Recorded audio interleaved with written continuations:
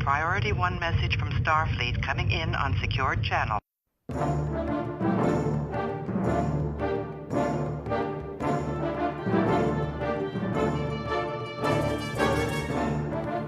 You are listening to the TrekRanks podcast, a member of the Tricorder Transmissions podcast network. This is episode 39, featuring the top 5 political episodes. Welcome, Star Trek fans. I am Jim Moorhouse, and I'm the host of the TrekRanks podcast. And tonight, we're about to get political, but don't worry, it's not that kind of politics. Listen, I think everyone's aware that Star Trek is an anthology show. It's the kind of show that allows you to tell a bunch of different kinds of stories upon this vast 700-hour canvas that we've enjoyed over the last 52 years. It could be a comedy, time travel episode, romance, a Western. All those stories are told inside the box of Star Trek. And another category that fits right into that box is political intrigue. So tonight we're doing our top 5 political episodes in Trek history. And there's no way we're going to tackle this kind of topic without bringing in our good friends from right here at the Tricorder Transmissions podcast network. It's the guys from PoliTreks podcast, Barry DeFord and Shashank Avvaru. Really fired up to have them on the show tonight, guys. Are you there? Barry, Shashank. We are here. Namaste, Homo sapiens. Yes, namaste, Homo sapiens. We love that. How long have you guys been doing it now? I guess it's been about a little over a year. Yeah. December is when we recorded our first episode. Just coming up on a year. Just coming up on a year. I think at this point, guys, we can just interrupt each other because as soon as Jim said political, people just put their headphones down and said, nope. That's not happening. No way. They know this is going to be a fun episode. All right, so before we get rolling, I want to get your guys' quick Trek origin stories, as we now like to call it, our mini Trek profiles in honor of the awesome Trek Profiles podcast here, also at Tricorder. So, Shashank, let's start with you. How did you become a Star Trek fan, really quick? So I'm sure people have figured out by now I'm not from the West. Trek is not really that big in India, but Star Trek started out as a mystery to me. When I was a kid, my parents told me that when they were being arranged married, it's pretty much, for those of you who are unfamiliar, arranged marriage is a custom in which two families set up two people and say, hey, go out on a date, see if you like each other. And if you like each other, we'll probably talk marriage. So it's a date with the intent of marriage. And this was back in the 80s. And my parents, who were both born in the 60s, saw Star Trek growing up in India, because in India at that time, they had one television channel, and the one of the 2 or 3 American TV shows that played was Star Trek. So they both watched it growing up. And one of the first things they talked about on their first date is the love that they both had for Star Trek. And they often attribute their marriage and that the resulting life that followed to the fact that they both connected to sci-fi. So it was started as a mystery to me. They told me the story and said, this is what happened. So I realized I am in this world because of Star Trek. And I was too young to understand it then, but by the time the 2009 Trek came around, I was old enough to where I could start making really important pop culture decisions for myself. So once I saw that, I said, I need to go back and watch what this whole thing is. So that's how I got into Star Trek. So you actually then, your first Trek that you really watched was the Kelvin timeline? Oh yeah, that was my first Star Trek. That's anything. Great. And now, have you seen it all now? I would like to say yeah. I've seen some more than the others, but I've covered it enough to where if somebody mentions a character, I know, oh wait, that's someone from that series. No, I like that. We like having all kinds of Trek fans on TrekRanks. You don't need to have seen it all. So, all right, that's cool. We love having 2009 originators on the show. Barry, how about you? Where did it start for you? Well, I'm gonna act like a pompous turd and be like, well, just listen to the first episode of Trek Profiles and you'll get the whole thing. That's right. I was honored to be the first one dropped.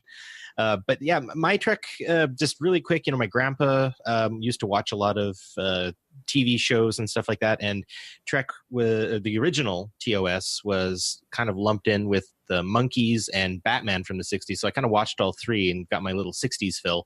And then I definitely dove into TNG quite a bit when I was young. I was about 5 when TNG premiered, 4 or 5 years old. So I kind of came online like physically and really understanding what the heck was going on by like season 6. But I went back to it.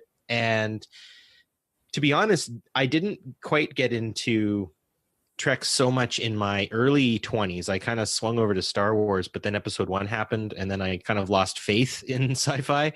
And it was actually a revitalization through 2009 Trek when I was traveling overseas that brought me back into the fold. So we do owe the Kelvin timeline a lot. It is a fantastic storytelling device, and I think it is a wonderful element to the grand canon of Trek. So that's sort of how it goes in a nutshell. It's all coming back to me now because I listened to that Trek Profiles.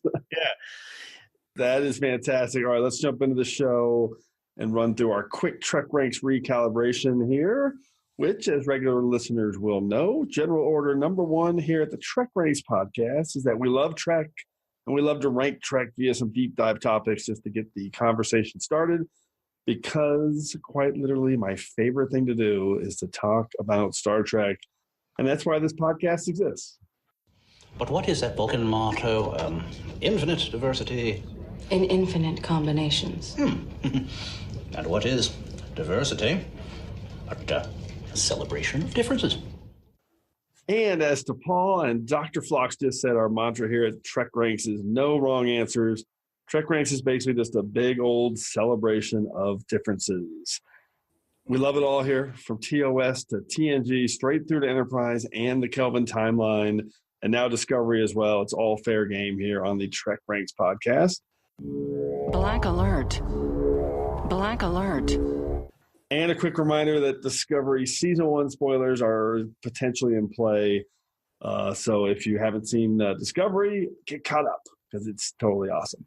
And one more reminder that we use the term episodes as a quick shorthand phrase, but the 13 films are always in play. It's just easier to kind of refer to episodes as a catch-all for the films and each of the TV episodes. Most of you have probably heard that before, but we like to reset every week for any newcomers jumping into TrekRanks for the first time. And on that note, a reminder that our entire back catalog is available for you to download and listen to at TrekRanks.com and at the TricorderTransmissions.com.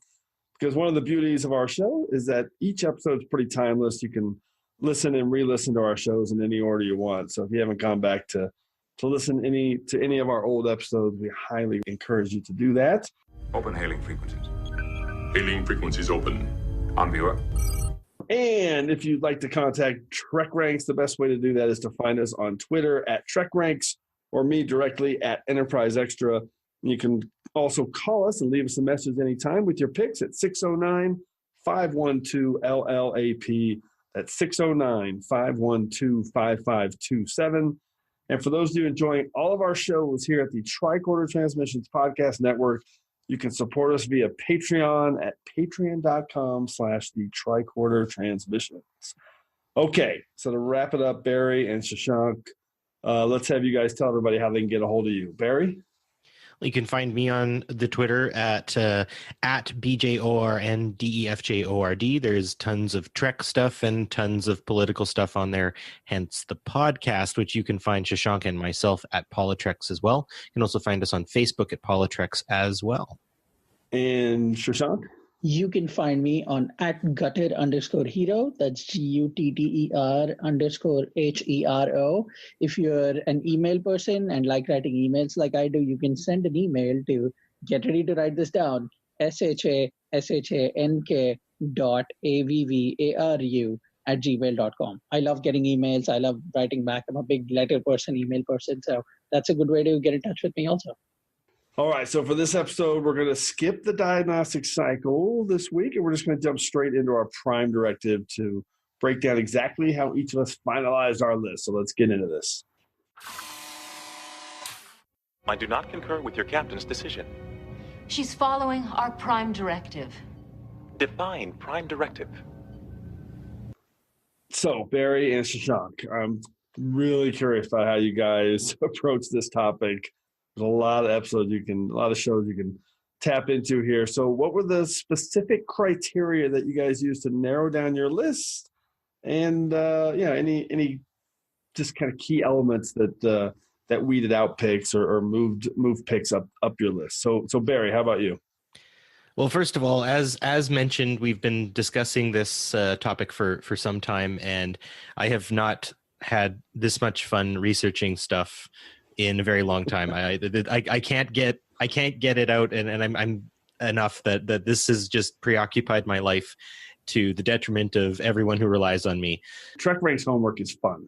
Oh, it's the best. And I'm a teacher, and trust me, homework can suck sometimes. This homework did not suck. So a very political kind of person myself. I see every Star Trek episode as political. So I had every single episode from every single series and every single movie in my head, because each one I think has a political statement to say. So I thought I would narrow it down in this sort of sense. From the broad context, I pick episodes that were not only very, say, political, but it had to do with the Federation or representatives of the Federation interacting with other groups for the purpose of either negotiation or some kind of assistance or help. That makes my list only 70 episodes long now. So I had to add another caveat in that there has to be some kind of behind the scenes intrigue going on during that process. So that knocked me down to, well, there's the 5 I chose, and then still a ton of secondary systems. So that's where I'm at. And it's the idea of killing your darlings, right? In writing, they say, right, take away stuff and it'll make it better. This was an act of masochism in some cases, because I wanted like a 15 list setup here, but that's okay. I bonsai'd the crap out of it, and I think I've managed to get what I'm after. I like the specifics you had in your breakdown there, and that's why we have secondary systems, so you can rattle off another 5 or 10. All right, how about you, Shashank? How did you break yours down? Well, as a former grad student and someone who's a big fan of science fiction, to quote Matt Damon from The Martian, I decided to science the shit out of this. It made sense to me to start at the fundamental level. So I'm not kidding. I actually went and looked at the definition of politics and the word origin of politics. It comes from an essay written by Aristotle back in the day, and the word is politio, and it means of people. So from that place is where I started, and I took it all out and tried to fuse it with my knowledge of Star Trek. So the way I selected my episodes was, one, I wanted them in this list to say something really strong, something deep, something meaningful, and something very powerful about we the people. Star Trek to me is at its best when it says something about who we are as a people and what we are doing right or wrong. So metaphors was one of the biggest factors in me choosing my episode. Something social about us, something about the way religion works, something about the way our culture works, something about what it means to be human. So those are the things that I chose, because all of those come under politics. And then I tried my best also to bring in episodes that seem like actual reflections of politicians and the lives that they've led and the things that they have to deal with. So very political situations that Picard might have faced or Cisco might have faced, I tried to bring those into. And like that ended up with a 10 long list. And from it, I just chose the ones that at this point I just got personal and thought, these are my favorites. These are the ones that I think say the most politically. So that's how I approach this list. No, that's good. I was going to say your criteria sounded like a list that would be like 200 long. Yeah. Also, I really love the idea. I love the idea that Shashank referred to Aristotle as back in the day. I often think of like back in the day of like 1998. So, back in the day is all relative. Exactly. I'm really old, man. I just moisturize a lot. All right, so I like that you just ended that with, and then so I did all that, and then I just picked my favorite, because that's our favorite thing on TrekRanks. All right, so what I did is, and this was tough. I looked for really complex stories that either affected societies or really kind of showed how a society operates, and maybe even philosophically kind of what a particular society believes in and how that belief affects the way they operate. So I definitely went in looking for big stories of that type, and I can't believe how many there were in Trek's 700 plus hour history. I also, like Barry said, I looked for stories that espouse the virtues of IDIC and the Federation a little bit. And also one thing I did was I made it a point to kind of avoid any kind of story structure that ended up basically coming down to like a courtroom structure. So that eliminated episodes like, who it might be on other people's list, which is great. But for me, that eliminated like Measure of a Man and Distant Origin, two extremely awesome episodes. But I eliminated kind of that courtroom structure.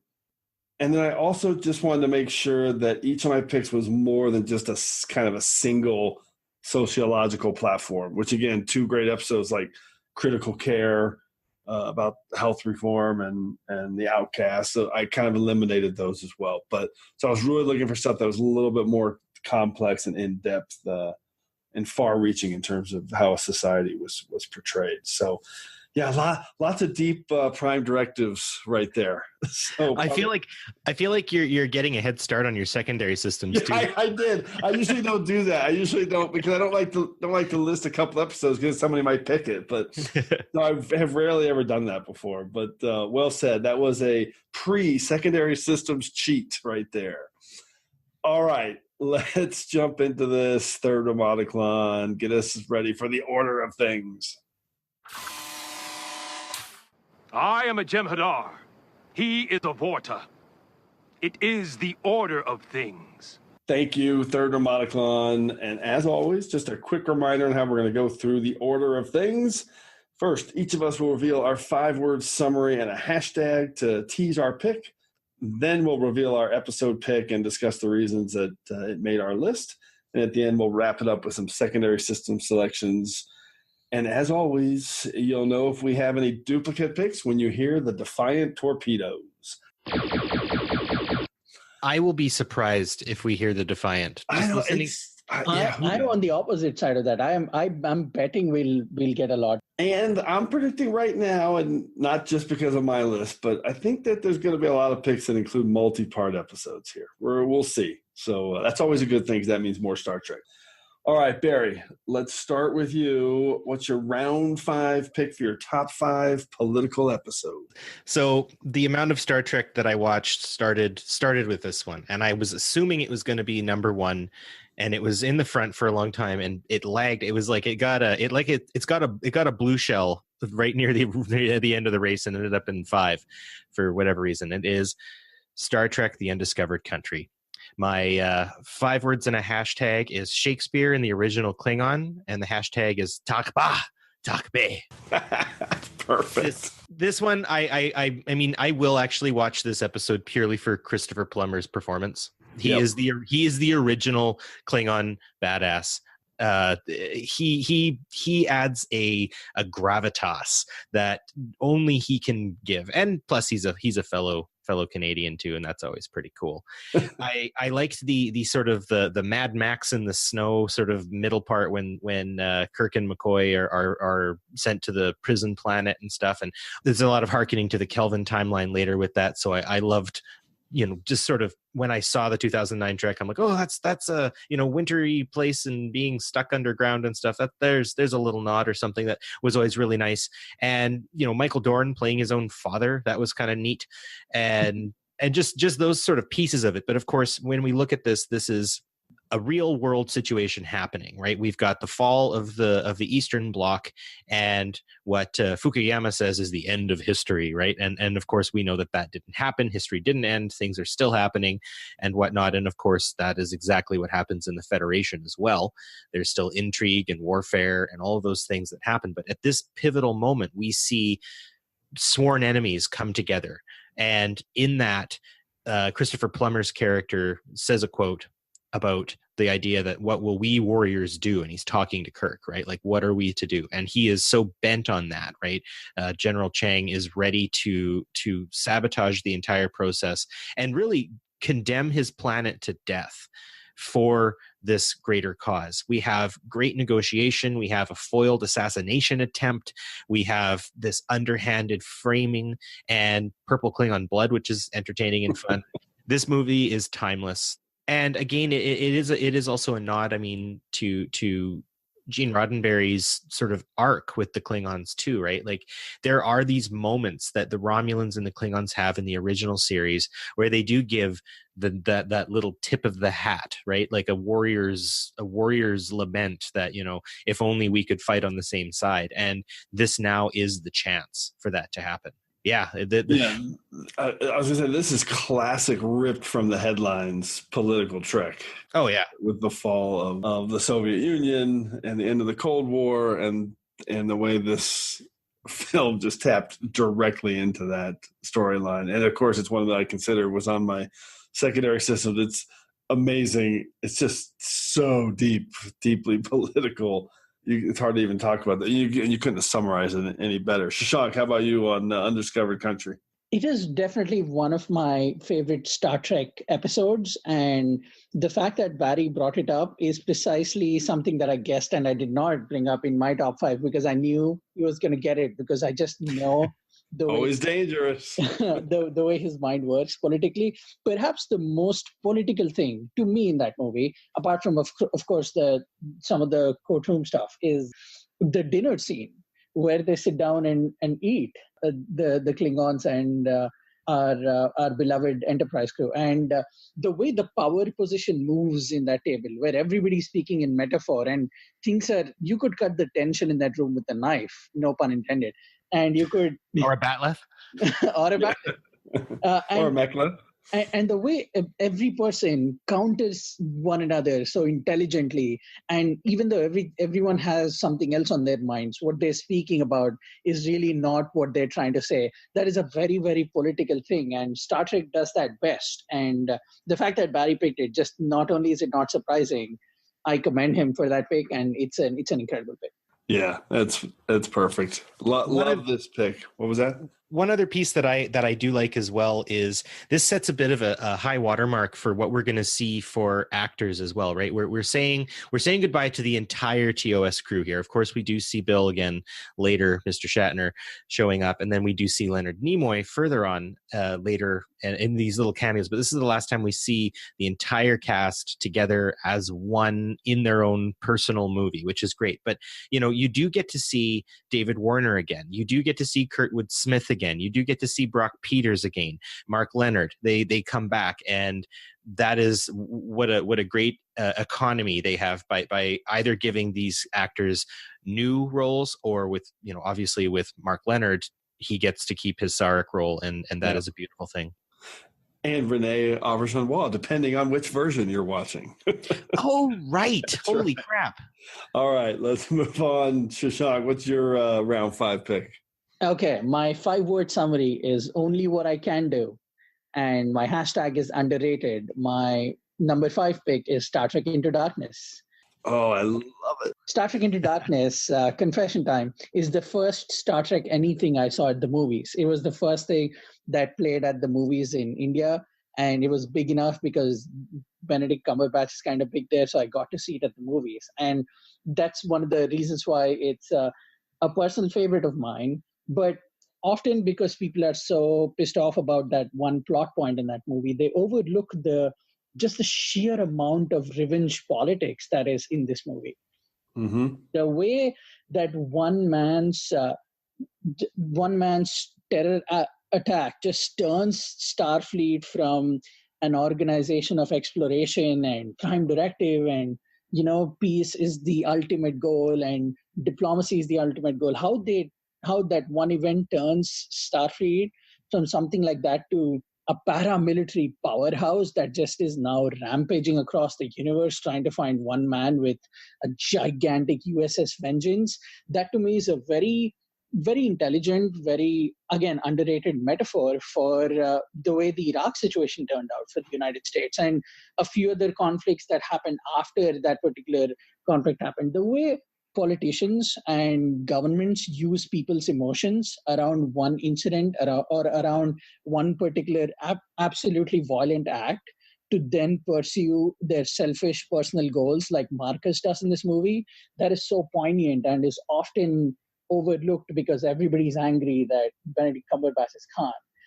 This movie has a lot of politics in it, and that just that one big plot point plays out like a real world Bush era government situation, and that's my number 5 pick.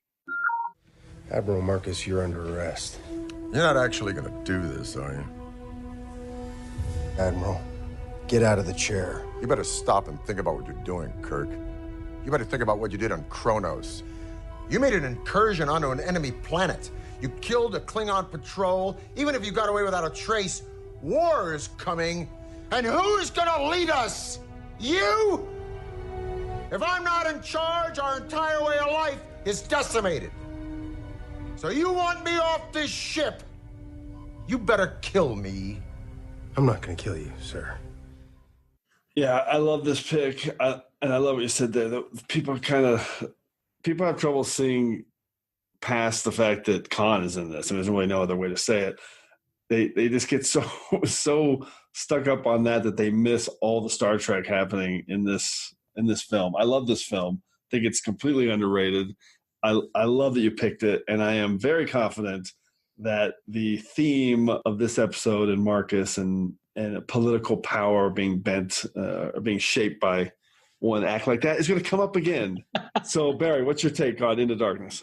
Oh, my take is definitely one of admiration for this movie. And I also commend Shashank for this because I am privy to an interview that will release very soon with him and a very wonderful and prolific comic book artist about Into Darkness. And I would have to say that between the two of you, you guys have won me over some of my Star Trek biases that I've had in the past, i.e. the Traveler on Shashank's end of things. I love the Traveler, Shashank. You're a Traveler brother? All right. Yeah, and I am too. I am a converted Traveler brother. I've seen the light. But I guess I think one big thing that people hang up on is the Khan issue, and the fact that I would argue that Khan isn't the villain. Marcus is. Marcus is the bad guy. He's the one who causes all of these problems. Khan really wouldn't have been as much of an issue had Marcus's horrible, megalomaniacal, evil ambition put everyone in the position they were in. And for that, you're right. People miss a lot of good Trek. And part of me is like, well, maybe they could re-edit it or something like that and say, my name is Dustin, or something. Like, it doesn't matter. Like, you can try to edit the idea of Khan out like people tried to edit Jar Jar out in episode 1, but it doesn't matter. What matters is this larger story, and Khan does play an important role in that because he is actually the weapon unleashed, right? It's not the USS Vengeance. He is the weapon unleashed, and that is prescient. And you guys bringing up the idea of the Iraq War and the grabs at power that have happened since 2001 is insane. Yeah. Right. Yeah. It's Khan in this movie is the classic Frankenstein's monsters dilemma.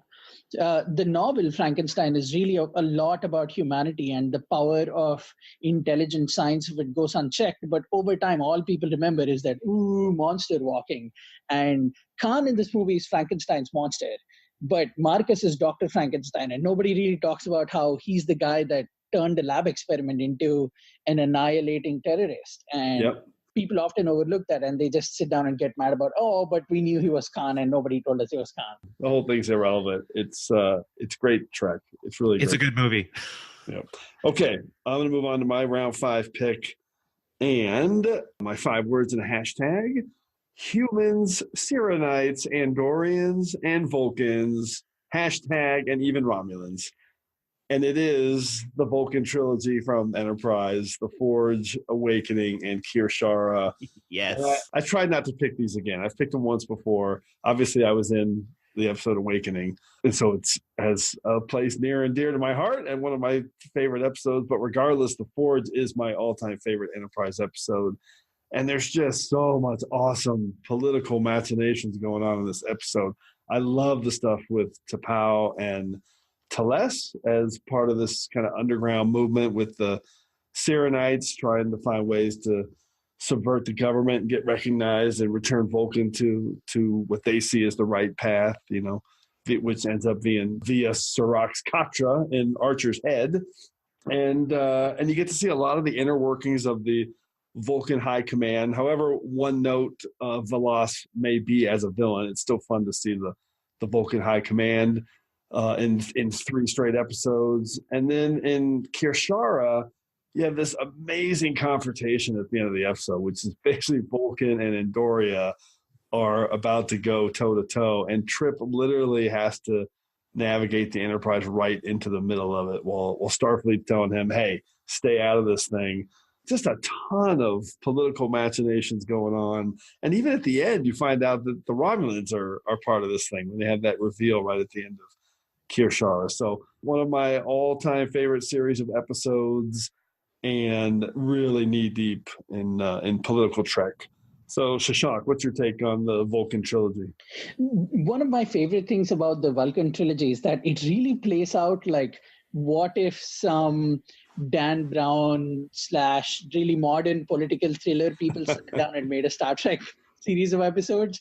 Because the intrigue that happens across the locations, especially the stuff that happens with Dr. Phlox and the DNA, and then on this side there is a war brewing, and on this side there is like little chess moves being played, just how every little piece connects into the bigger picture in the 3rd episode. And the way that it plays along like a political thriller, like everybody has Jack Ryan on their minds right now because that just came out on Amazon. Right. It's very much like that. And that's a really great pick. Had I thought about it, had I been a smarter viewer, I would have picked it. But it does have, I've never heard that, but it does have that kind of Dan Brown DNA in it. Yeah. There's a lot of elements of the crossing different areas and some of the puzzle solving and things. Barry, where are you on the Vulcan trilogy? This forges the Vulcans to me. They finally get the story they deserve, and it is one that is as hot as the planet itself. And some people have found like some elements of it with like the Katra and stuff like that is kitschy, but I'm like, no, like, I mean, it happens to McCoy. These things really do happen, and it kind of been in Star Trek forever. It's literally how they save Spock. Well, exactly. And so with that, you know, this kind of adds in that spiritual element that I think Star Trek kind of plays possum with a little bit. Like there is that spiritual element to it. And I'm not saying religious. I'm not saying, you know, like anything specifically organized, but it builds that piece of it. And, you know, one thing that really kind of stands out to me with those is actually T'Pau's character. She's acted with grace, and she's got a vigor to herself. She very much reminds me of sort of a guerrilla fighter in, you know, a country somewhere fighting for her people, right? She's sort of like the Emiliano Zapata of Vulcan. And to get that little bit of a roundabout spin when you see her in like a mock time earlier, it's a wonderful connector for sure. I was close on this one. This is a secondary systems for sure, and it was the Forge that's the secondary system specifically. But yeah, you got to watch them all. You like, everyone stop if you haven't watched these episodes, stop and watch them because they're so good. And I will just say, because I've said this a few times, but the moment I found out that T'Pau was in my episode, I mean, no one has ever been more giddy than that, because I have always loved that character in Amok Time. So, okay, let's move on to round 4. Barry, what's your number 4 pick? Well, I'm gonna do it right this time, and I won't say the name. I'll do the 5 words and the hashtag. There's no right or wrong on TrekRanks. Well, I like doing it this way. So my 5 words: death. It's what's for dinner. And my hashtag is discount Klingons, the Kazon are not. And that is alliances, which is such a good episode of Voyager. Holy crap. It is, I was speaking with Thad from the Delta Flyer podcast. Yep. He was saying that a lot of the ideas for the Kazon actually came from sort of gangland connections and stuff like that, which I think is super cool. I would argue that some of the nuances aren't fully there, especially if you're looking at like the Crips and the Bloods, but overall the Kazon definitely work like a space gang in a lot of cases, or sort of like hunter-gatherer societies in the future as they would interact with one another, kind of moving in and out of alliances. Obviously the assassination attempt that comes from the Trabe is brought back up in Into Darkness, which is so great that they utilize that trope of, assassination at the dinner table kind of idea again, which is fantastic. I think that the interplay and the power struggle between Seska and Majkula is bar none the best. And you know what? They come out actually sort of kind of smelling like roses compared to the Trabe. There's this hopelessness that Voyager has, and they want to kind of stick to that, Federation-y, let's find the right people to ally ourselves with. We should find one, blah, blah, blah. But they just can't bring themselves because the Kazon are just too bad. We'll go with the Trabe because they seem nice and they are soft and happier people and they look more like humans. So let's go with that. When actually they are the most insidious part of the entire struggle that's taking place in the Delta Quadrant. And yeah, for me, I watched this episode and I'm very much trying to find my way into getting this episode into the curriculum that I teach in social studies because I think it is super useful. Okay, I love this pick. I hadn't thought about this one or considered it just because it didn't pop into my head. There's so many. And every once in a while, I just like to tweet, hey, the Trabe were a-holes.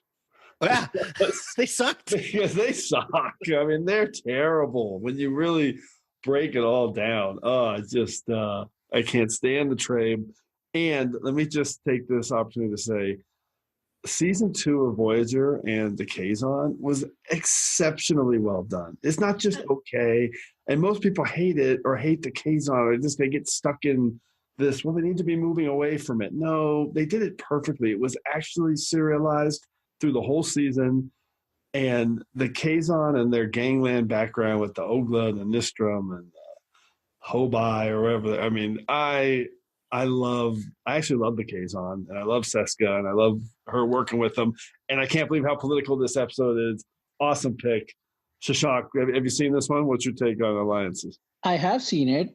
It didn't register for me because this is very much up Barry's alley. If you ask me, Barry enjoys. He's a big fan of the guerrilla warfare style, unconventional politics, the world of it all. He's one of those people who enjoys pursuing them. So I'm not surprised, but it is a great pick. And what I think goes unnoticed in episodes like this is just how awesome Janeway is. Yes. Yeah. Yes. She has to come up against her values more than she has. I would say this is probably her greatest values test in season. It's definitely it's like the very old story where there are two animals fighting to get a piece of fruit, and then the monkey comes in and just takes the fruit away. It's that kind of story being told in the awesomest way possible, because Janeway very smartly learns about what's going on between the Trabe and the Kazon, and then she uses it to her advantage in this episode. What viewers don't often talk about is her manipulation powers and how good she is sometimes at being the best of what Picard offered and Kirk offered, and just the way she uses that to her advantage and how she gets out of the whole situation and helps the crew along the way. That itself is one of the great. It's also a really good politician story now that I think about it, because that's typically what some politicians would do. So good pick again, and I like this episode a lot. Yeah, very very much so. Super awesome pick. Okay, Shashank, let's keep it rolling. What's your round 4 pick? All right, my 5-word summary is Gabriel Bell is my hero. Yes. Hashtag food cards. Past tense. That's my number 4 pick. Past tense is just DS9 is to me at its best often when it comes back to Earth in a weird way, with Far Beyond the Stars. Everybody talks about Far Beyond the Stars being that pie in the sky episode about, the best of what DS9 has to offer. I think that whole Gabriel Bell arc sometimes goes unrecognized and is a little underrated, in my opinion. So in past tense, when Sisko and Bashir end up experiencing this sanctuary city, this ghetto, quote unquote, and how that transpires in this real world and what they have to do there.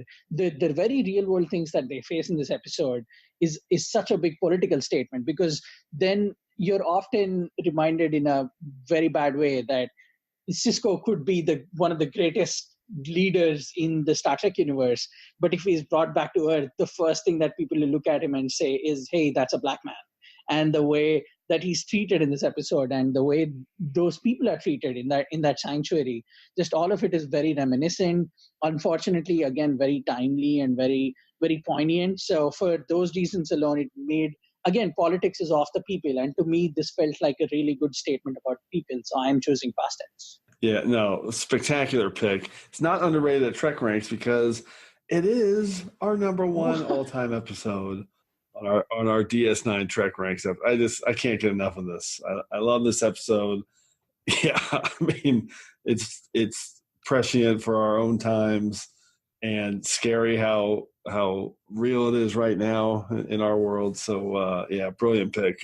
Barry, how about you? Past tense. Yeah, this is easily in the top 10 Trek episodes of all time for me. The again, the work of the writers being very predictive, and I know we're not quite where we're at with the Bell riots at this point, but we still have 6 more years. I know, and I think this is the thing is as the state starts losing its control of power, right? Like, my heart goes out to everyone suffering both from the Puerto Rican hurricane that has happened a long time ago, the fires in the West, and now the hurricane that's hit the Carolinas. This is how you start setting the stage for sanctuary cities like the ones you see in past tense.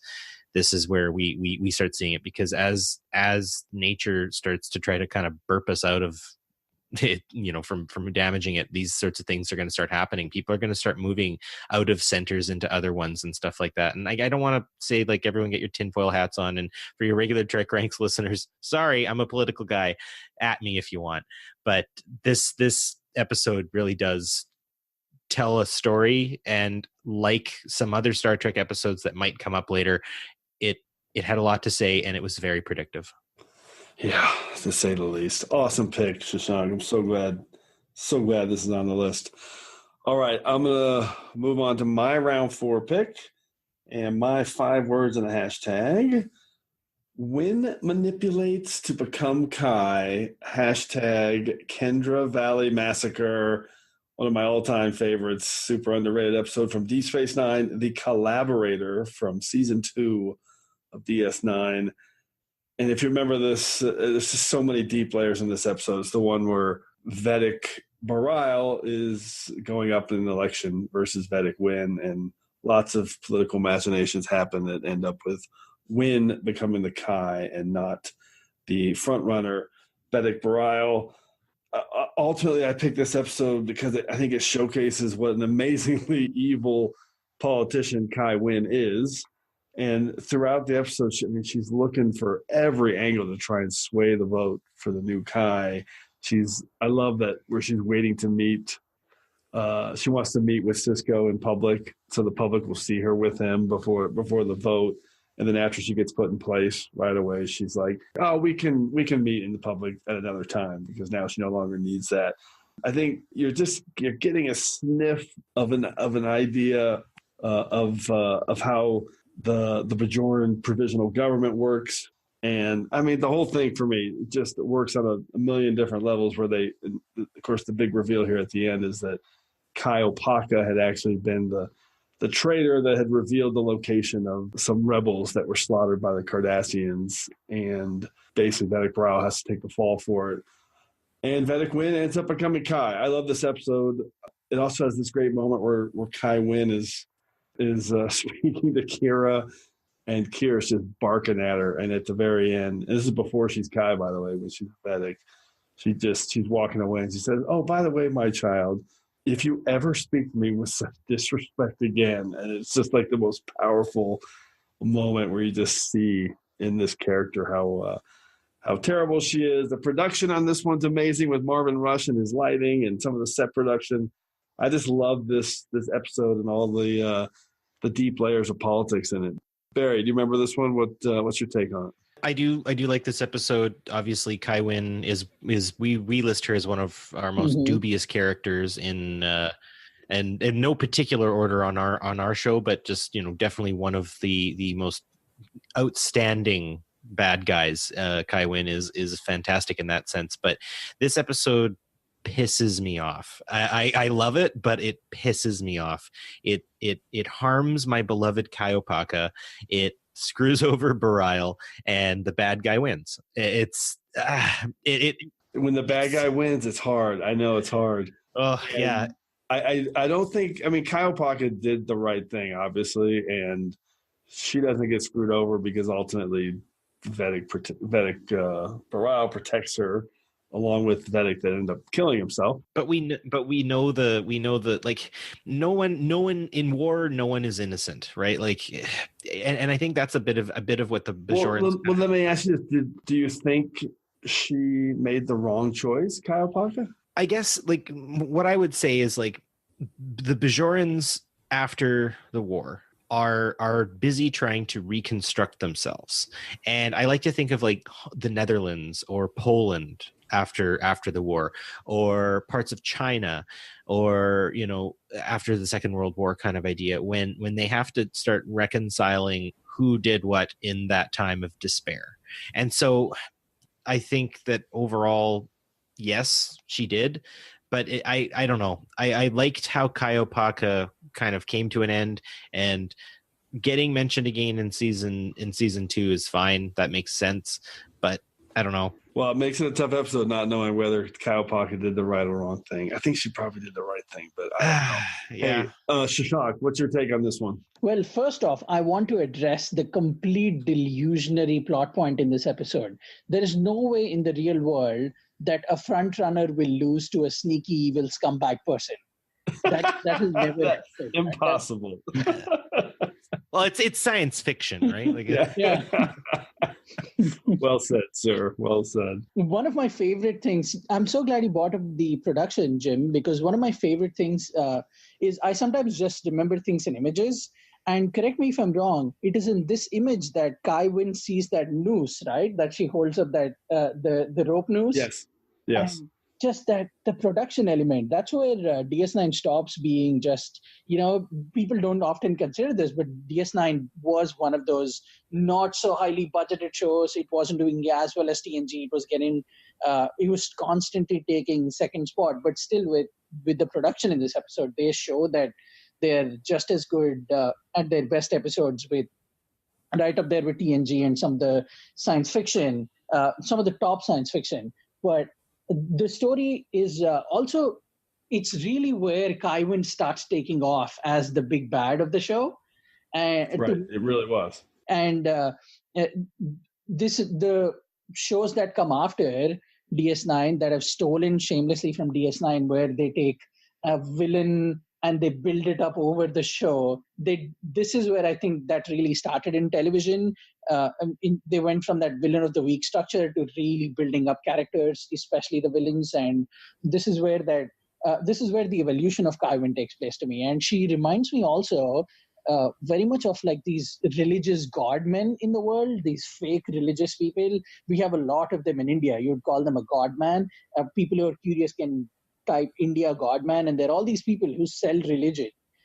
They have their own television channels, and they bring hundreds of thousands of people together, and they pay them money to engage in this false worship and just using people and using personality. This episode it reminds me of those people with Kai Wynn. She starts reminding me of that here. And the way Kira is manipulated also feels it just breaks my heart. So yeah, this episode pisses Barry off. For me, it breaks my heart, and it reminds me of India.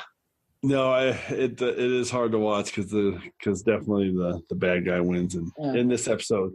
All right, let's move on to the soup round 3.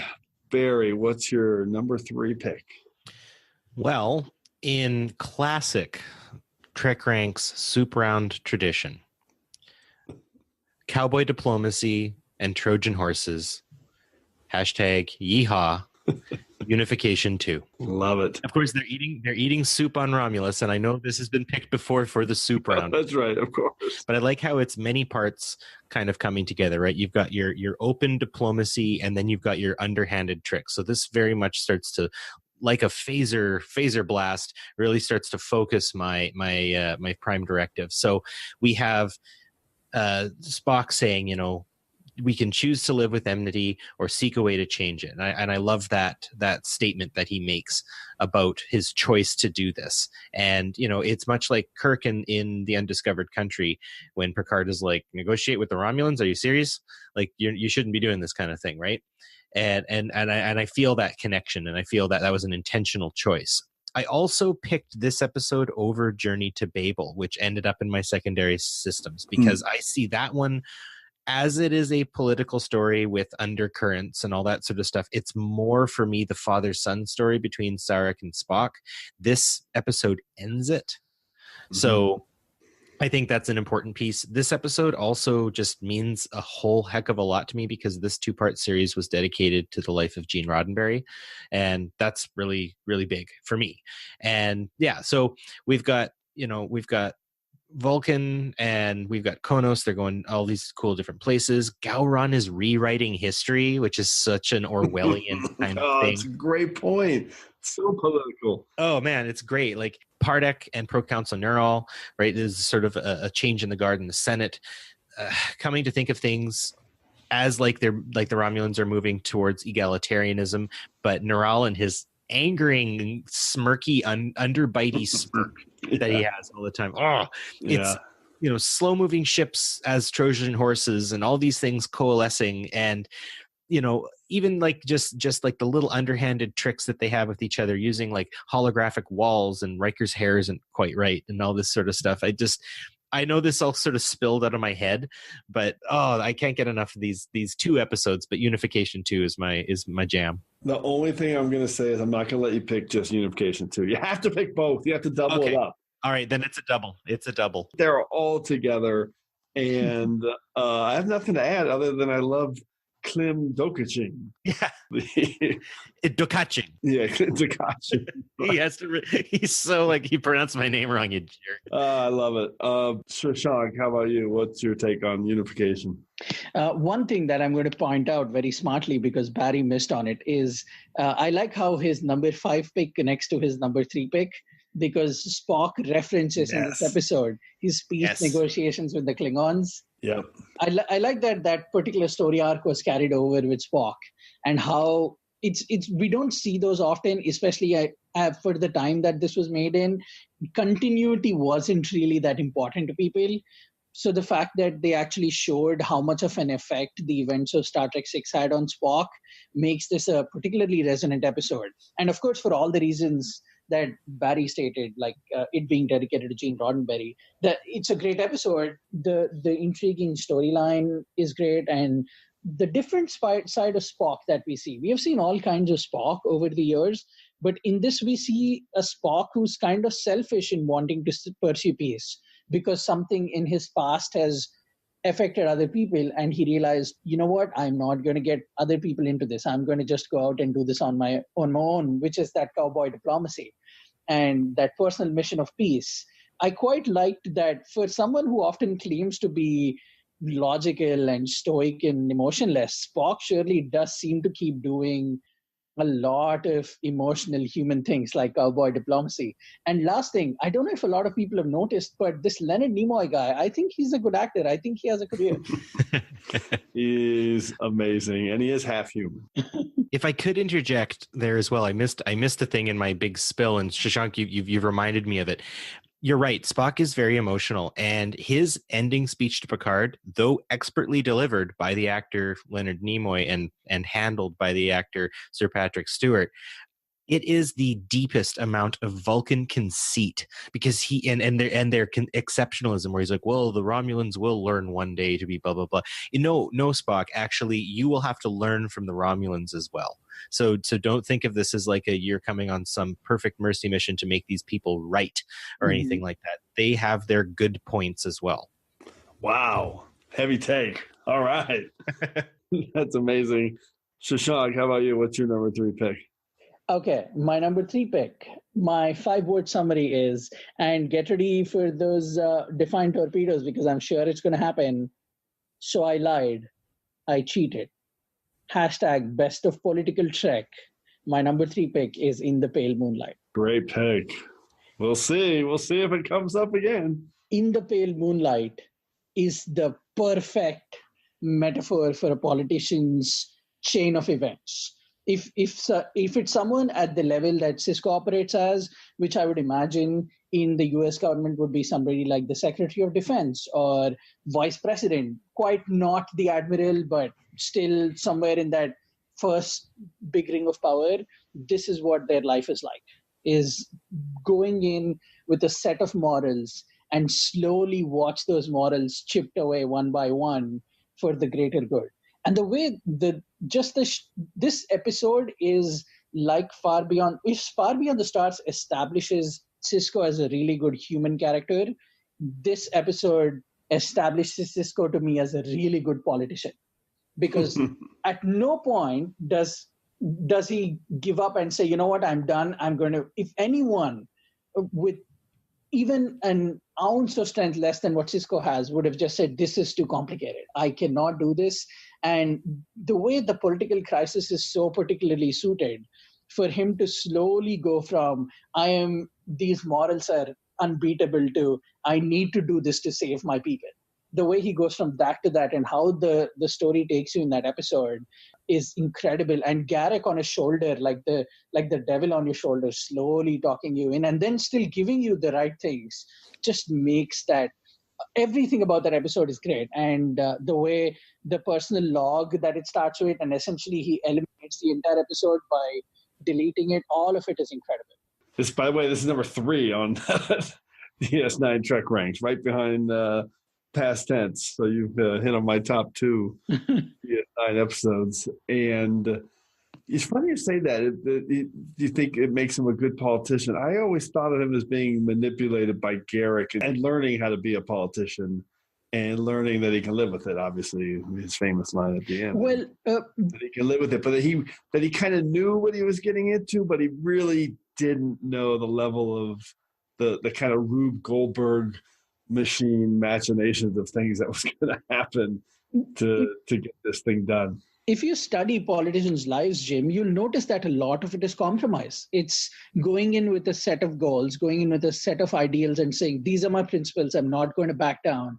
And then that's why they build these people that they trust so much, is because somebody needs to tell them they're wrong. And in this episode, Cisco, the fault that Cisco has is he's not a politician, he's a good human being. Yeah, and of when course. he needs to be a politician, he's trying to be a human being.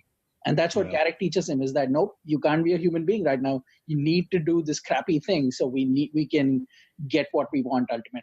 So, Barry, what's your take on In the Pale Moonlight? Well, I'm going to bring up a few parts of this because I think I just heard the sound of the only Federation starship with cloaking devices decloaking somewhere nearby. Hold your thoughts in. Let's move on. All right. We'll round it off here in a later round. Who knows? I might have it too. We'll just see. Okay, so I'll jump in then to my round 3 pick to close out the soup round. My 5 words in a hashtag. Most prescient Trek episodes ever. Hashtag 5.5 years before 9/11. And they are from DS9, Season 4. It is Homefront and Paradise Lost. And I knew these episodes would be on my list right from the get-go. I just think of all the things Star Trek ever got right and predicted was going to happen in the future, sadly, I think these episodes are the most accurate in the history of Trek because they literally predicted this wave of security paranoia that we now still live with 20 years after 9/11. It's something that I find frustrating and a little bit ridiculous in terms of the way politicians pander to that element of society. As a starting point, the main allegory here in the U.S. of a major terrorist attack and how our government responded to it by increasing security, quote unquote, by actually decreasing freedoms and civil liberties. And so listen, anytime you board a plane or enter a stadium in the last 17 years, your freedoms and your civil liberties have been curtailed because of what I believe to be officious politicians. It's all in this ridiculous claim of more security. And I just find it to be a joke. This whole clear bag thing is the worst. It's like, I have to have a clear bag so you can see everything inside my bag. How about I put a smaller bag inside my clear bag and then you can't see inside that bag? Or does that bag have to be clear too? I hate that stuff. Drives me crazy. I mean, one spoiled shoe bomber, everybody's taking off their shoes at the airport, yet, and you can't bring a bottle of water into an airport. I think all these things are ridiculous. They drive me crazy. They're all done for under the guise of security. And you see all of this happen in Homefront and Paradise Lost. I find it incredible when I watch these episodes now, where literally they manufactured this terrorist attack, and immediately Admiral Layton is putting into effect all these crazy laws and rules to try to basically martial law and take over. And so this is a little bit of a real world one for me that I find I just could not keep off my list. And the other reason I picked it, it's really fun to see the inner workings of the Federation presidency too, because other than Undiscovered Country, which obviously Barry picked, I really like seeing the president here. I love me some Jarish Eno. I think he's a real thoughtful leader, and even though he's manipulated here by some military strong arming, I do like that character. So, and I just thought of this. I have a connection to my number 5 pick too, because Robert Foxworth also played Velas. So he was an a-hole in that episode, and he's terrible as Admiral Layton in this episode. Leah Brahms comes back too in that episode. That's right. Yes. Yeah. Susan Gibney. She played Erica Bentine, who was his kind of right-hand person. So, Barry, what's your take on Homefront and Paradise Lost? This one kind of is a trigger for me. Yeah, this one, obviously I am from a different country, and I did experience September 11th from an outsider's perspective, but trust me, it was something that, I had been an adult for 2 weeks exactly when that had happened. And my entire adult life has been molded and shaped in the shadow of no towers, I like to say. And I think if I was to just narrow this down to a specific point, it is when Sisko's dad cuts himself at the restaurant and Sisko looks at the knife. Right. That is the level of paranoia among the people. And, Sisko later, another piece, or I'm going to add another piece, is it's when Sisko is talking. Basically, Odo is like people are just like, we wish we never found your people. And imagine being Odo. So imagine being, and this is the thing, I can only think of this through empathy, imagine being a person of darker hue in the United States, or someone who could be even mistaken as, someone from Saudi Arabia or Afghanistan or something like that after this attack. And I think we have someone who might be able to speak to that a little bit more. But yeah, a very prescient episode. And for me, what always I come back to is Sisko looking at the knife, checking the blood, and just his father, you can just see his heart drop when that happens. Yeah, because he knows the effect. Shashank, what's your take on these? It's definitely a difficult two-parter for me to watch, because I can't help but relate to the way Odo is treated, or at least the way Odo is starting to be treated in the series. Yeah. Until this point, there is at least some acceptance of who Odo is, and clearly Odo, to me, like Data, even though he doesn't say it, he desperately wants to be one with the humans. He wants to be one with the people around him, and he enjoys embodying those characteristics. But somehow none of that is enough anymore as soon as people just completely start mistreating him, even though he has nothing to do with the way things are turning out. And I would imagine that's a fraction of what just the immediate aftermath of 9/11 felt like for brown people here.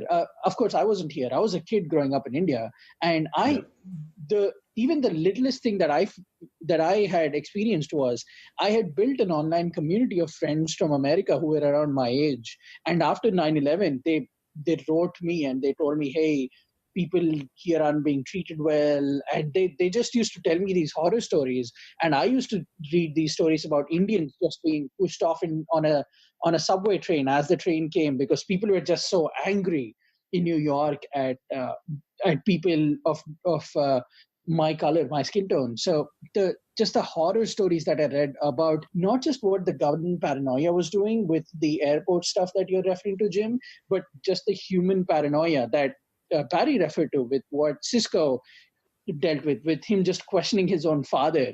Like when you start questioning the people you're very near and dear to, that kind of paranoia where you don't even know what to do with yourself because everything is changing so drastically, that spoke to me so deeply in this episode. And the conflict that follows for Odo, that he has to choose between these people, even though he has tried so hard to carve out a life for himself, that again goes to speak about how just even though Starfleet on the surface looks like such a strong, definite organization, so sure of itself, how fragile it is when someone like Leighton can just walk in and just blow the whole place up and start making their finest officer, Sisko, question themselves, question their organization, question the president, and just go from everything is great to, oh my God, this whole thing is falling apart. That there are a lot of metaphors there for me, but yeah, it's definitely a really good political pick as far as the value of the pick goes. Let's roll into round two, and let's see if we can lighten this up in round two. I doubt it. Barry, what do you got?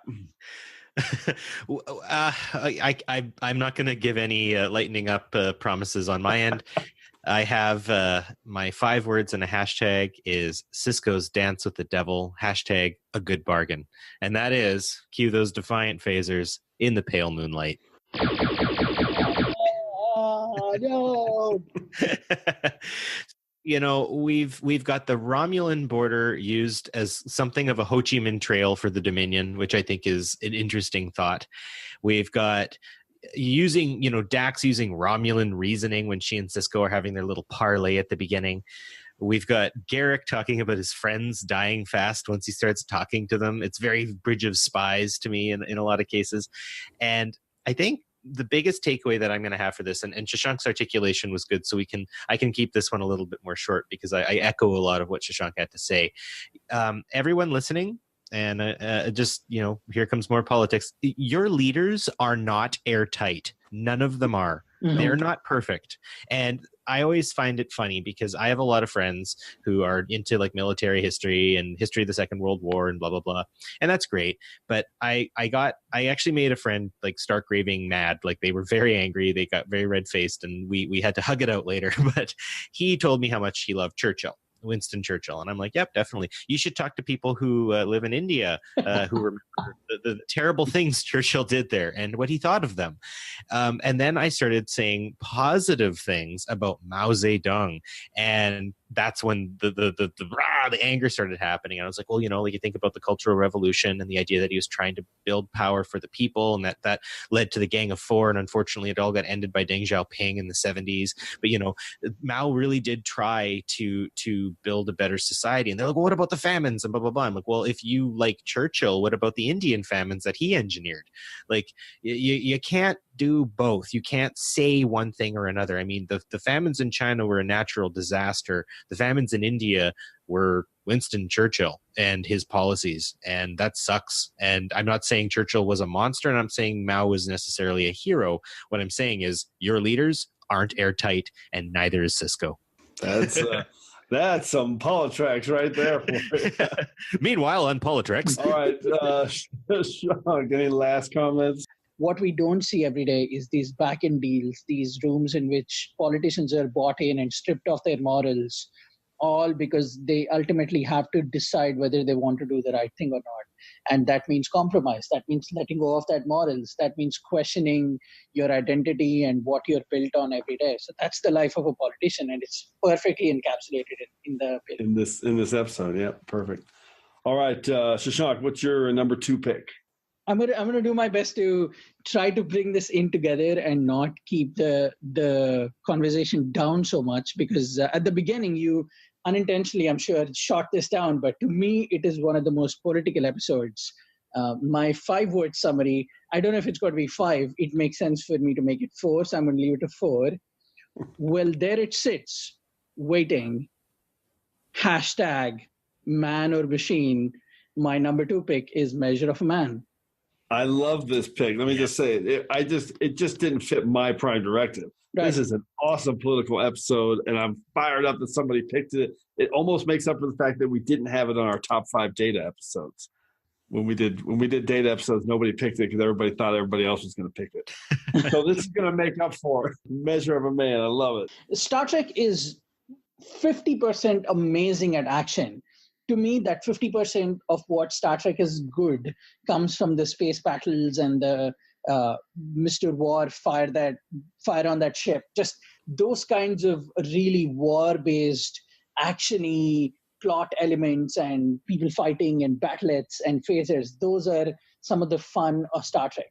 But 50% of what Star Trek is fun for me is these really tight bottleneck episodes of 4 people or 5 people or 6 people just sitting in a room and having the greatest conversation in the world and just teaching us so much about what it means to be human.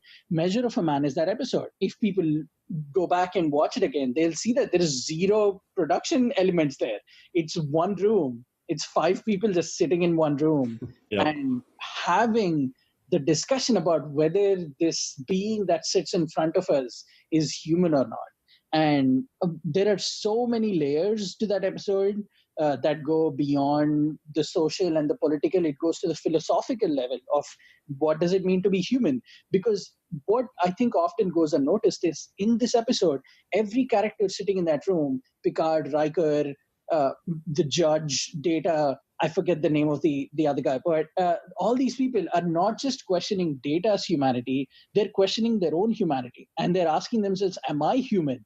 How am I human? What makes me human? And the judge toward the end says, I don't know if I have a soul.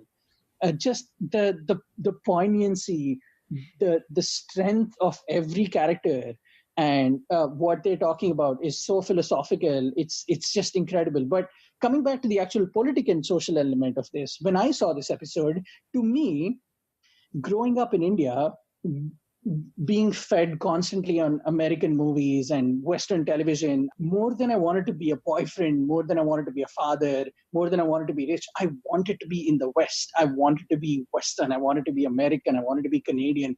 I wanted to be one of these people. And when I saw this episode, weirdly, as an Indian immigrant living in America, I saw this and I realized I could take these people out. I could sit where Data is sitting right now, and these could be real world judges. And the discussion could be about, am I American? I pay your bills. I love this country. I feel like I embody the best things about what America has to offer, but I'm not American. Can I be American?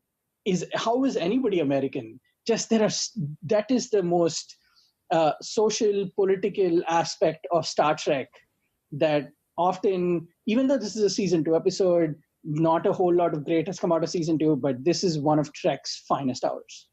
Yeah, it's an interesting perspective for this episode that I hadn't heard.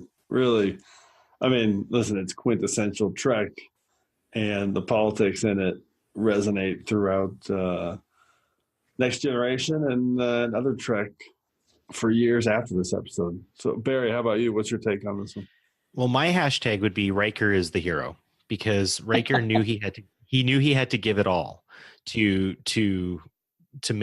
save Data. He had to argue as hard as he could for Data's dismantling because he knew Picard would give his A game. So Riker knew he had to give his own A game because they would have thought that Riker was playing softball and he was not.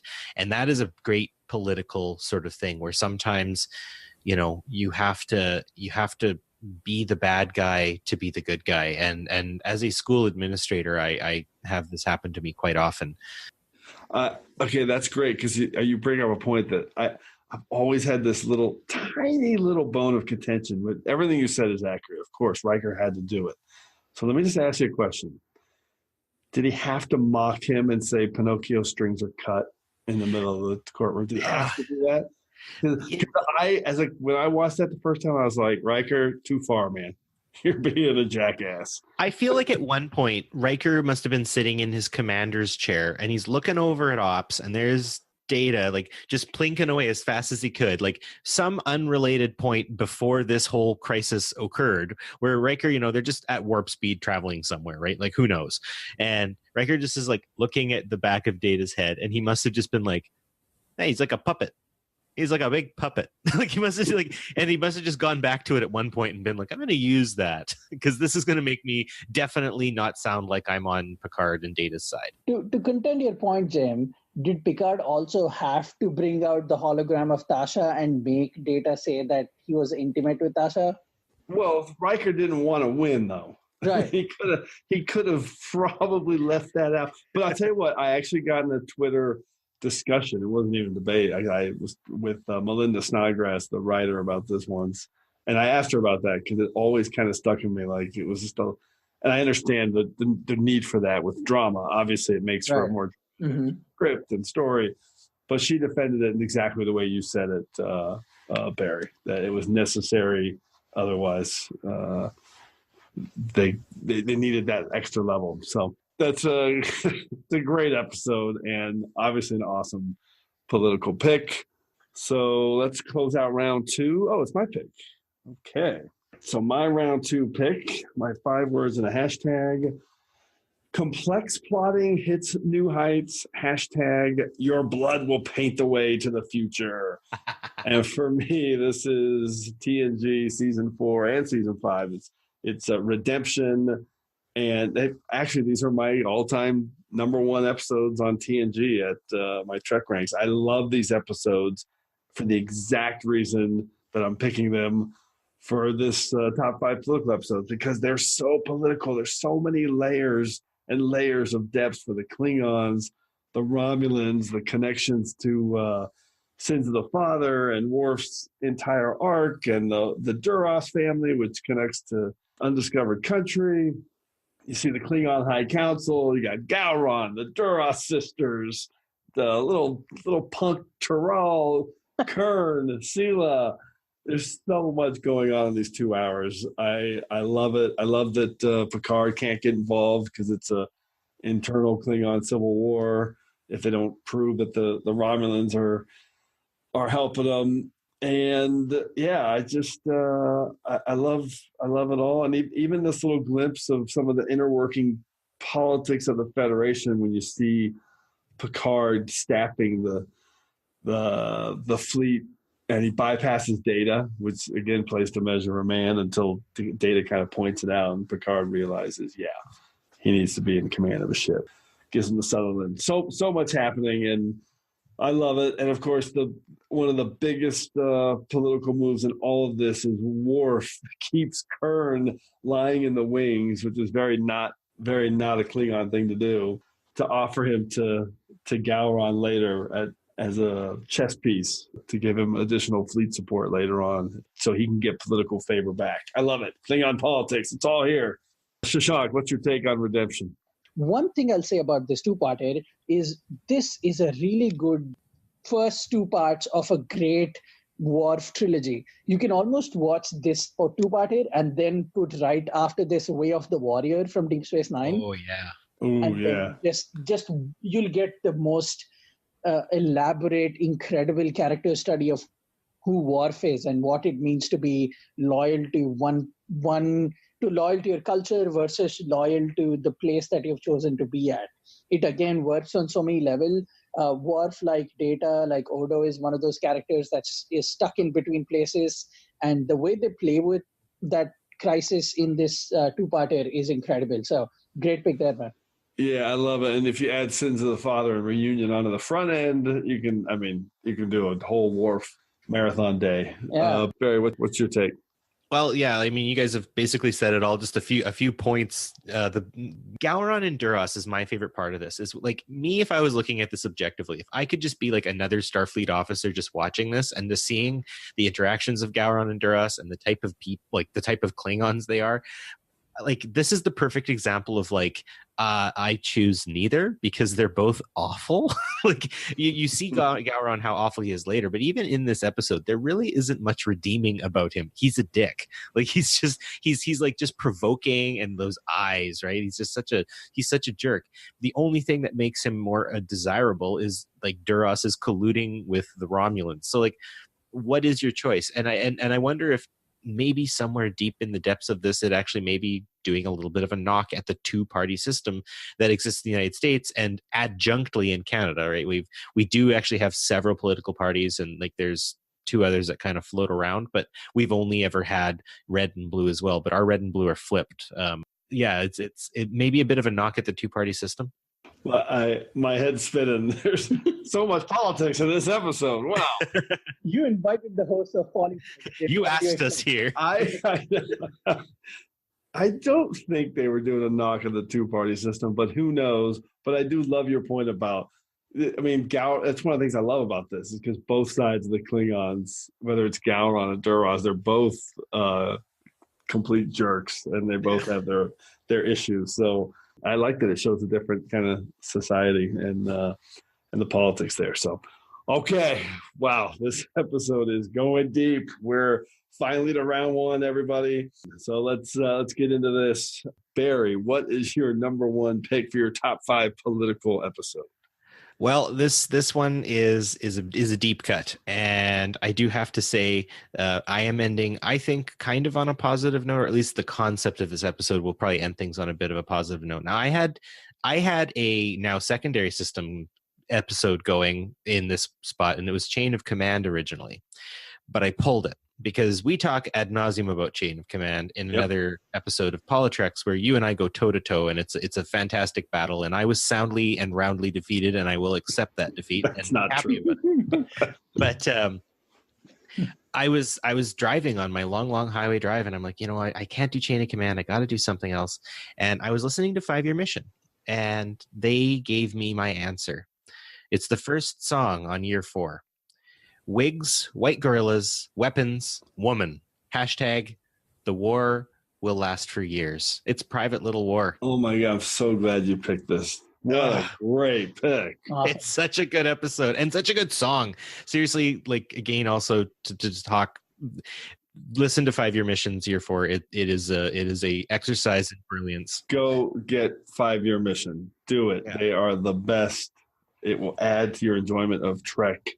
Yeah. If you like any kind of indie rock, indie pop, go find 5 Year Mission and listen to them.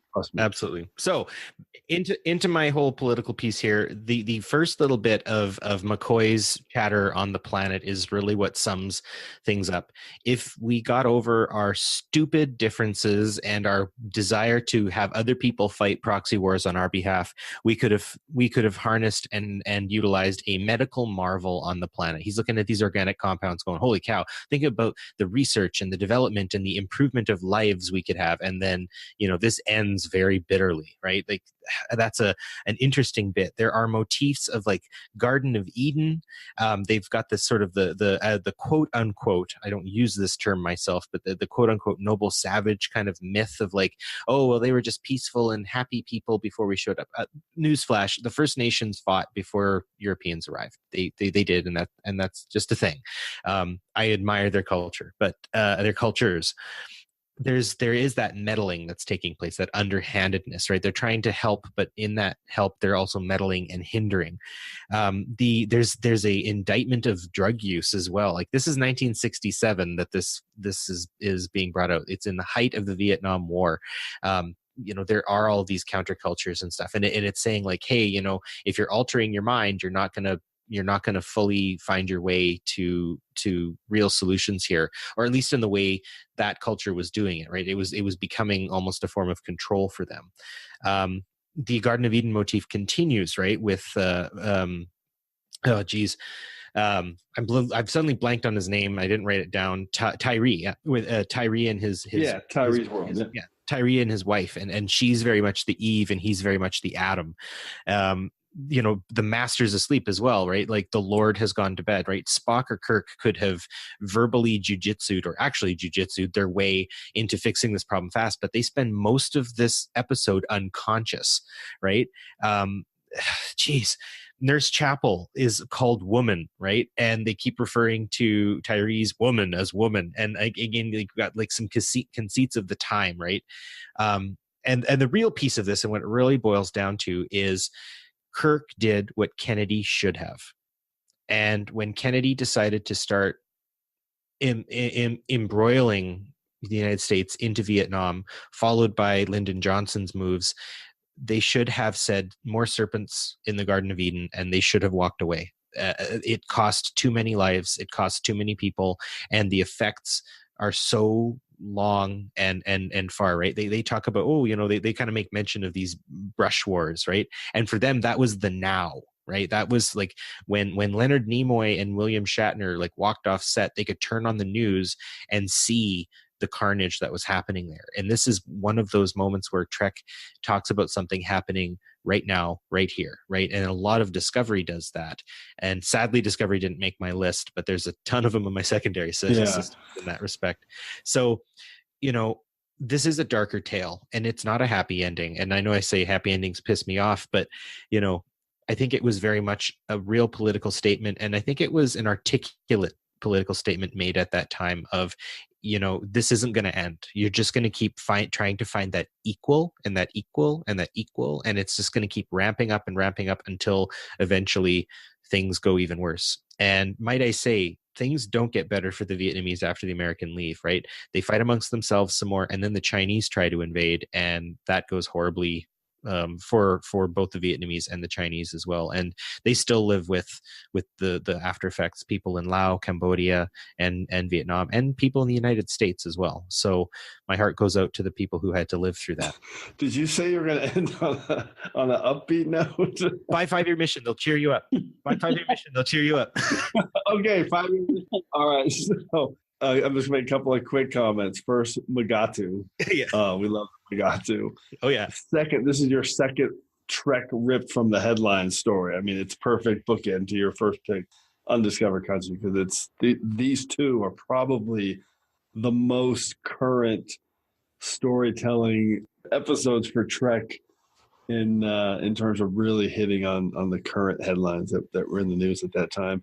And then you said it doesn't have a happy ending. It just kind of ends. They just kind of move on. And I love that about this episode. Shashank, what's your take on A Private Little War?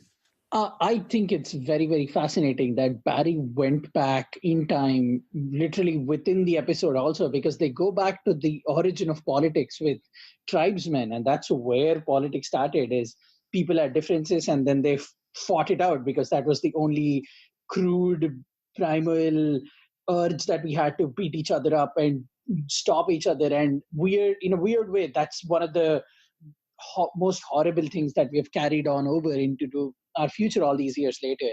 And they show that in this episode by taking us back into time. They say something about who we are today, and I like that a lot. And the fact that these are called hill people is, of course, again, it's clearly a metaphor for Vietnam, but to me it's also a metaphor in some instances, especially with trying to get them weapons and using their plight to build up selfish motives like that Klingon.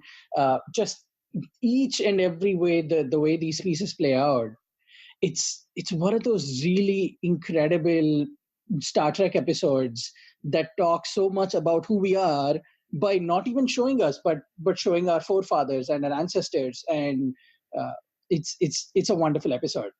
It is a great episode and a great song. 5-Year Mission. Go buy their albums. Shashank, what's your number one episode to close it out? It's very interesting that you picked an original series episode, Barry, because I went back and forth on this. I had so many that are now in my 2, 3, 4, 5. Like the minute I started, I went so radical. I was going to say The Voyage Home, because environmentalism is a political statement. I'm going to make that my number one. But the more and more and more I thought about it, there was just one episode that was not beaten. It was objectively, to me, the most political, the most relevant, and unfortunately the most timely episode. My 5-word summary is, it's all they have left. Hashtag greatest hour of TV. My number one most political Star Trek episode is Let That Be Your Last Battlefield. Yes. Wow. Oh, yes. Wow, yes. Let That Be Your Last Battlefield. I could talk about this episode for hours. One of the things that I'll start off with is that I went back and read some of the reviews that this episode got back in the day. I went to those old newspapers in which they had these reviews, and a lot of people said the metaphors in this episode are very heavy-handed, and they're clearly talking about the racism that existed in that is being happening at the time. And I just wanted to hold those writers and say, that's what Star Trek is. It is a metaphor for the deepest, darkest conflicts that we have. And in this episode, the metaphor that if you don't stop fighting because of ridiculous differences like race, your planet will die, is the strongest, most powerful metaphor that Star Trek could give us. And just the way they show Lokai, then they show Pale, and then the conflict that the crew has, and the way it pushes Kirk to say, you know what, if you don't stop this ridiculousness right now, I will destroy this ship. The way it pushes Kirk to the edge. Just every single piece about this episode is intriguing. I'll just say a couple of quick things. One thing, if people haven't noticed, is if you go back and watch this episode, toward the end when Loka and Pale are running, you guys remember those scenes of fire and destruction that we see as they run toward the transporter? Yeah. Those are actual footage videos from World War II. Those are actual destruction footage videos from World War II England. So they were very, very deliberately making metaphors for what will happen if you use race as a tool for pushing this violence, and what will happen if you keep pushing these ridiculous, senseless differences. One of the weirdest things about racism to me is that it's baffling. I can't understand it. And when Loka and Bale sit next to each other and Bale is explaining, this is why we're different from those people, Kirk and Spock, they can't understand it. Spock at one point says, I don't see what significant difference it is between the two of you. There are so many things in this episode. I'll let you guys talk, but yeah, that's my number one pick. So amazing. My thing with this episode is always just about the ending. It's just when you realize that they've all destroyed themselves because of this ridiculous belief. It's so impactful and so heavy. And again, this one was kind of ripped from the headlines too, from 1969 America. So yeah, awesome pick. It's funny, this one didn't pop up on my radar mostly because of my Prime Directive, but again, another pure political episode in terms of how it's framed and the story it tells. Barry, how about you? What's your take on it? Yeah, again, this was a secondary systems, but it just didn't fully match my Prime Directive, so I did have to let it go. But just to bring Shashank's point a little further, congratulations, Star Trek, you predicted another horrifying political event. I often think about this episode and the Rwandan genocide, the battle between the Tutsis and the Hutus, and just like like a colonial power made them think they were different, and they held on to it, and really like they are and truly were so similar of a people that to an outsider they would be indistinguishable. And I think that's another important bit is if aliens dropped down from space right now and had a look at us all, they would not make a distinction. And if their choice was friendship or conquest, it wouldn't matter, because to them, we're all the same. Yeah, to any outsider, and that's super important. Spot on, Mr. Avvaru, spot on. That's a great point, Barry. It's so true. That's exactly how aliens would look at us, all as one. So I love that point. All right, let's round this off with my number one pick. Here we go. 5 words and a hashtag. Minister Jaro plans clueless coup. Hashtag Navark Lee Nollis. And the episode is The Circle, but it's really the Circle trilogy because, again, I like to, anytime we can get more Trek in here, we will. So I'm going to pick all 3 episodes. But really, it's that middle episode, The Circle. And this is from DS9 Season 2. And in The Circle, there's just so much political maneuvering going on. You've got Jaro appointing Lee Nollis in this figurehead role that he made up and called the Navark, and assigning him to DS9 so he can keep him out of the limelight on Bajor because he's got all his political moves happening.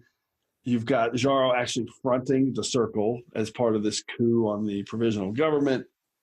You've also got Jaro cutting deals with Vedic Wind to help her gain power later. If he becomes first minister, then she can become the next Kai, which obviously she ends up doing. And just a side note, before the creepiness of Wynn and Dukat, you've got the awkward sexual tension between Carl and Wynn, and all of it makes you cringe. So, and then I was going to say, finally, you've got Cisco doing everything he can to try to subvert the Circle by going. I love this scene where he goes to the military leader and he's politically asking for a favor, but he does it after he provides the information, which he does to actually curry favor. And the general's basically like, you could have withheld your information before you asked the favor. And Cisco just says, I wouldn't do that. I love that. Just more politics, more manipulation going on there. Commander Cisco, you told me about the Crisari before you asked the favor regarding Kira.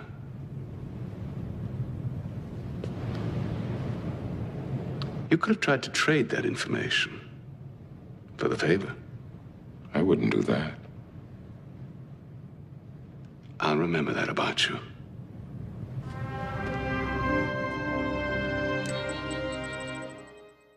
And you've got the this whole situation where they give up the station. The Federation makes them give up the station, and Cisco's working that angle too, so that the last few of them don't have to leave.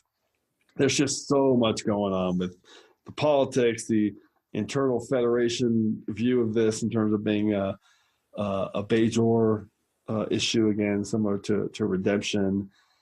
And one of my key things, I love these 3 episodes. I remember when they first came out, just they changed the way I think Star Trek stories were told. It's just all of a sudden there's a first 3-parter in Star Trek history at the start of the season. And these are the names that were responsible for these 3 episodes in terms of writing and directing. Ira Stephen Bear, Jerry Taylor, Michael Piller, Peter Allen Fields, Winrick Colby, and Corey Allen. All these guys are Trek mainstays through the years. And obviously you've got Bear, Taylor, and Piller with writing credits here. So that's about as good as it gets. I love these episodes, and I rewatch them frequently. Shashank, what's your take on the Circle trilogy? You've covered about 95% of the great points about this trilogy. It's an incredibly political series of episodes. I love your number 1 pick. It's unpredictable. I could not have imagined picking this one simply because it did not come on my radar, because I was not thinking of it from the angles that you just pointed it out from. To me, the 2 things that I enjoy most about these series of episodes is, one, I think this is where we really start seeing that Kira and Dax relationship come together, like especially when Dax gets her to the monastery where they disguise as Vedics. I like that we start seeing that that 2-woman action team that we get in future episodes. This is a really good starting place for me. And another one is Frank Langella is amazing. Oh, so good. The 3 episodes are, to me, a perfect example of how great character actors can be. And Frank Langella as Jaro is just amazing. And yep, that sexual tension is weird. I will second that point. Yeah, he's amazing, and I love your point. I love the scenes with Kira and Dax off on their adventure. Barry, what's your take on this one? Well, I just have to say, it's interesting that it came out of Kira's mouth when she tells Jaro that votes, not weapons, are the way to change a government, right? I'll never forget that. That's right. And I think you also really see this struggle that I was talking about earlier with the Bajorans post occupation, that their victimhood is going to be defined in a certain way, shape, or form, and the xenophobic actions that the Circle takes very much are that kind of knee-jerk reaction, that Bajor for Bajor kind of ideal as being not the right way to go. That Bajoran still needs to maintain its empathetic nature and its spiritual nature and stuff. Like this is a good one, and it didn't end up in my sphere, and it really should have. So, as a Circle reference, it didn't end up in my sphere, and that is truly a problem. Fantastic way to end it. All right, well, let's jump into some quick secondary systems here and just rattle off a few more episodes, because why not? Let's just keep going. All right. Barry, so rattle off a few real quick. What do you got? Okay, here we go. Ready, set, Redemption. Let that be your last battlefield. Homefront, Corbinite Maneuver, Inter Arma, Reunion, Journey to Babel, Chain of Command, Lethe, The War Within, The War Without, The Drumhead, Past Tense, Devil in the Dark. I have a few of those. Shashank, you don't need to go quite that fast, but what rattle off a few for you? Well, like I said, I narrowed it down to 10 for me, so I only really have 5. Face of the Enemy was one that was very close. I just did not pick it, A, because it's a little more spy episode than it is a political episode, and B, because I thought Barry would pick it. I might have reconsidered my list then. Then there is The Voyage Home. That was one of those. I'm a big environmentalist, and that environmentalism part of the movie seemed like a very big political statement. But just to me, when I was picking it by the odds, I had to take it down. Another one that I thought was underrated is Bar Association from Deep Space Nine. Yeah, it is a great metaphor for workers' rights and labor rights, and the way Rom takes charge in that episode is amazing. Communist. Yeah. Guilty. Again, had to just pick the other ones because the metaphor felt stronger to me. Remember Me is unintentionally political to me. The TNG Dr. Crusher episode, Remember Me to me is a political statement about a woman screaming that everything is wrong and nobody listening to her. So that was one of those that I had to just leave it in my secondary systems. And finally, one, because there's a really strong political storyline, but it is not the entire storyline, is Dogs of War from Deep Space Nine. Oh, good one. Yeah, very. Lots of really good A, B stories in that, but particularly to me, the most poignant one is Grand Negus' end, the way it ends with him realizing what's the right thing to do and giving women those rights and giving the power off to Rom, and the way Quark turns. Just all of it is a really good. It's a really good end to that story, and I just had to pick the other ones. But that's great. I love how that's bigger for you than Worf killing Gowron. All right, no, those are all great ones. I love that Remember Me take. All right, I'm gonna rattle off just a few more. I had Shakar because you basically have a political election for first minister. I love that episode. I had Journey to Babel. One that I thought might get mentioned was The Void, which is basically a microcosm of the Federation. Here's the Voyager lost in this void, and they have to build a new Federation for everybody to work together to get out. I love that. I also had the Andorian incident and the Enterprise incident, because I think both of those are really good incident episodes with good political machinations going on with Romulans and Andorians. And then outside of the Undiscovered Country, my least 2 favorite Star Trek films are 2 of the most political. Nemesis, which shows a lot of Romulans politics with the Remans, and Star Trek V is actually really political, at least in terms of the setup with Nimbus 3 and the Planet of Peace. So I'm going to mention that, although I would never actually pick that.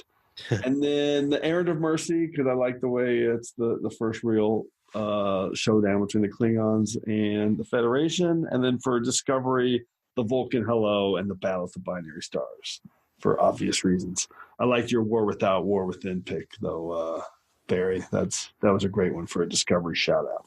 Absolutely. Okay, so that's a lot to think about and a lot of deep layers here on this probably longest ever discussion on TrekRanks, but we don't care. As I always say, if you tuned into podcast called TrekRanks, and you're going to complain about how long it goes. Don't worry about it. Computer, activate regeneration cycle. Alcoves beta and gamma.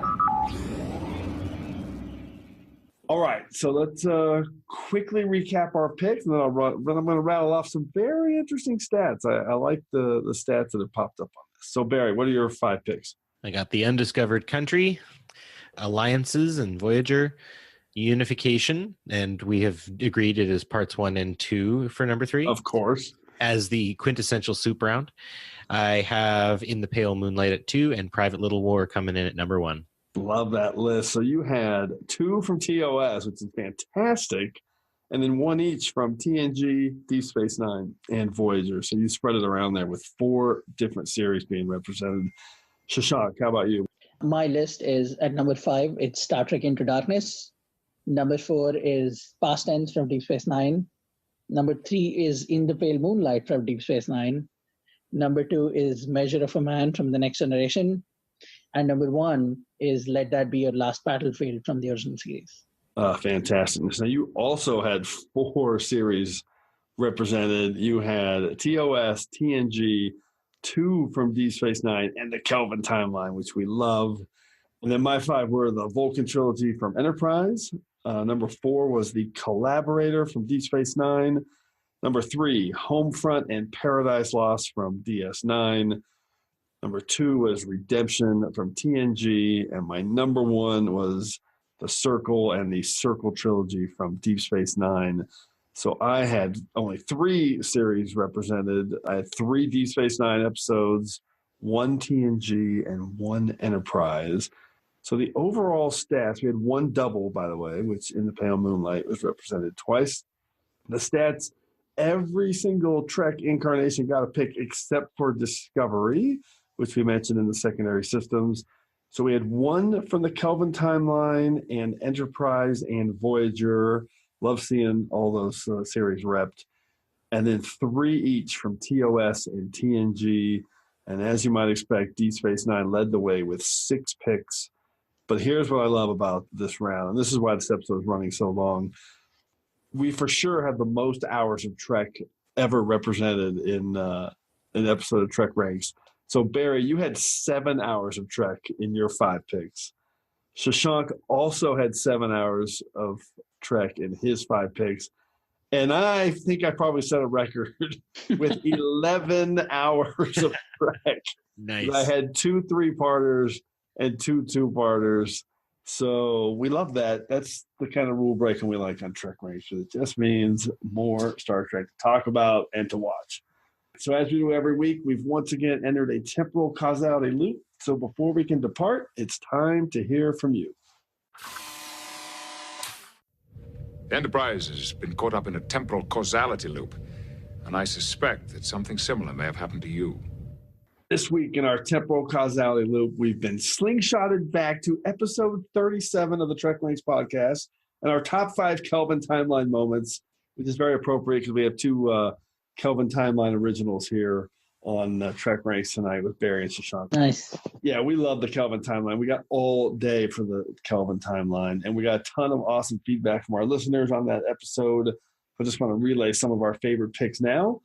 So if you remember, for that show, we broke down the topics specifically by production design element, favorite scene or moment, the Dabo round, favorite performance. So I'm just going to choose 1 great submission from each of those categories with 5 words and a hashtag. For production design, from Haley at Trekkie01D, her 5 words and a hashtag were, my holy shit, that's awesome, hashtag space travel almost right. And she picked the warp bubble from Star Trek Beyond as her production design element. I love that pick because that warp bubble is so cool in that movie. For this top scene or a moment, we have a pick from Mirror the Borg at Star Trek 1701.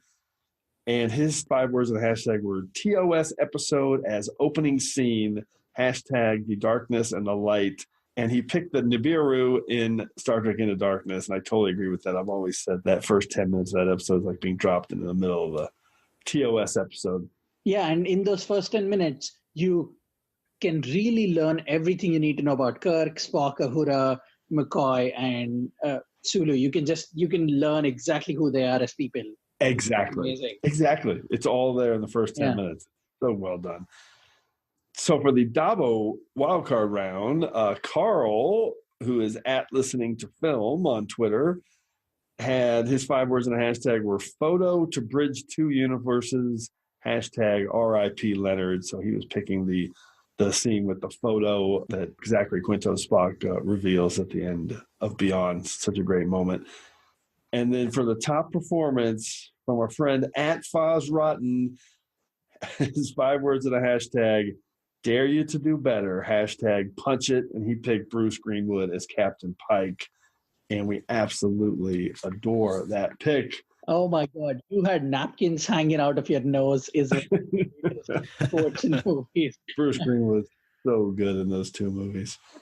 All right, so 2 quick extra picks highlighting 2 awesome scenes. One from Tristan Rydell, who is at the Insane Robin on Twitter, and his choice for amazing performances scene was Ben Cross and Zachary Quinto as Sarek and Spock in the transporter room in Star Trek 2009, and that is a way outside the box pick, but is awesome because that's such a powerful moment.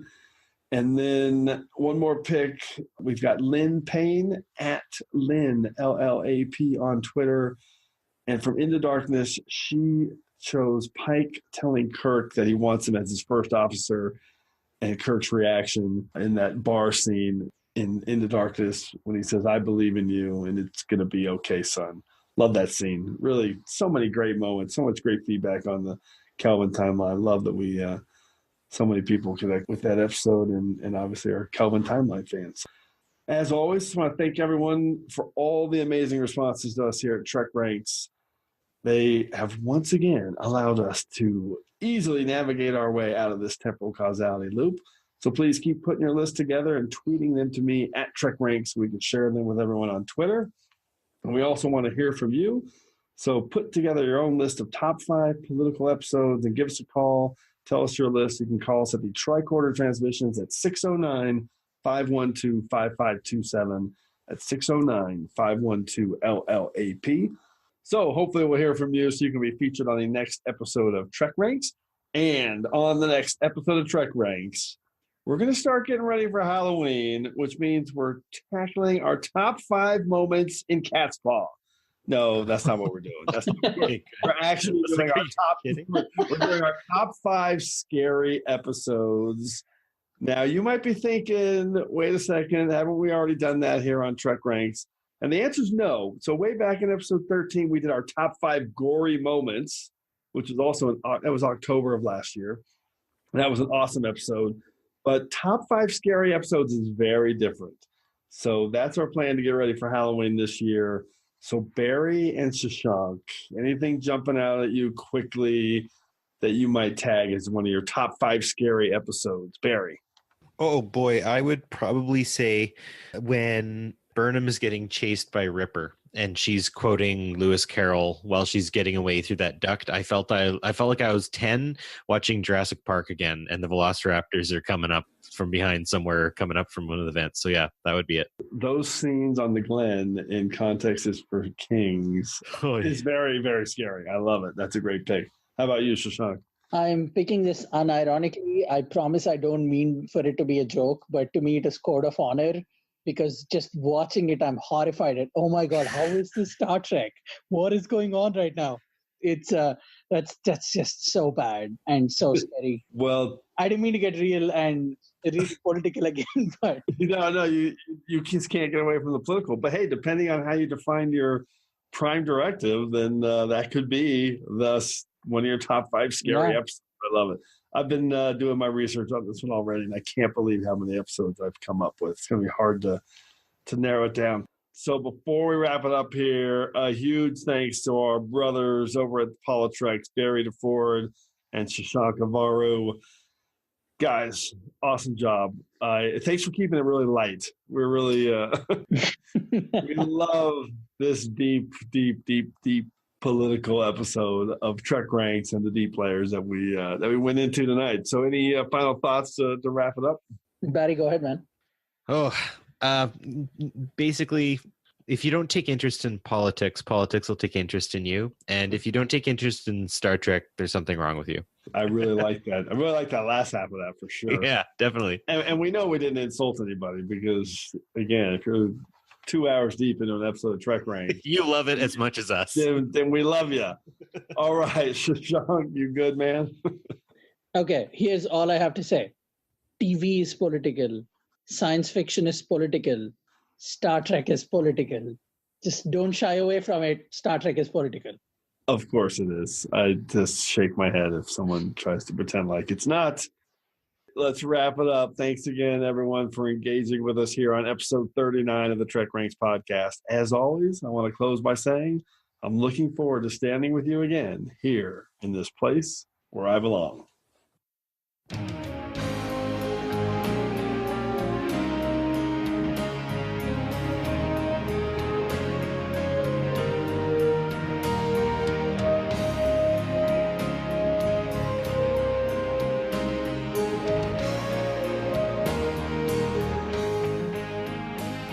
Hi there, thanks again for listening.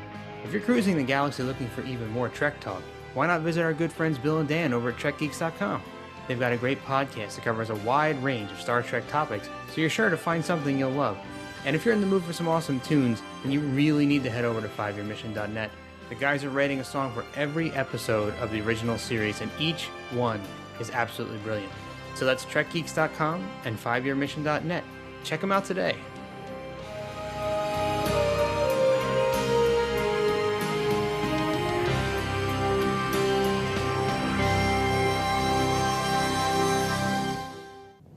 It's in their own best interest to join the war. That's the key. That's the reason the Romulans will finally take action. Not to do us any favors, but to protect themselves from the Dominion. Okay. Let's say I'm the Romulan proconsul. From where I'm sitting, the Dominion isn't a threat to me. I have a non-aggression pact with them. They are my allies. You're not going to put your faith in some piece of paper, are you? Not at all. I've been watching them very closely since the beginning of the war, and so far, they've kept their part of the bargain. They're violating your territory almost every day. What kind of an ally is that? So they're crossing my backyard to give the Federation a bloody nose. I can't say that makes me feel very sad. You can't be naive enough to think that the Dominion is going to stop with the Federation. When they're finished with us, they're coming after you. That's speculation. The Founders see it as their sacred duty to bring order to the galaxy. Their order. Do you think they'll sit idly by while you keep your chaotic empire right next to their perfect order? No. If you watch us go under, then what you're really doing is signing your own death warrant. But before I plunge my people into a conflict that will kill millions of loyal Romulan citizens, I need something more concrete than the self-serving argument of a Starfleet officer. I need proof of Dominion duplicity. Not more words. Proof. Very good, old man. You would have made a decent Romulan.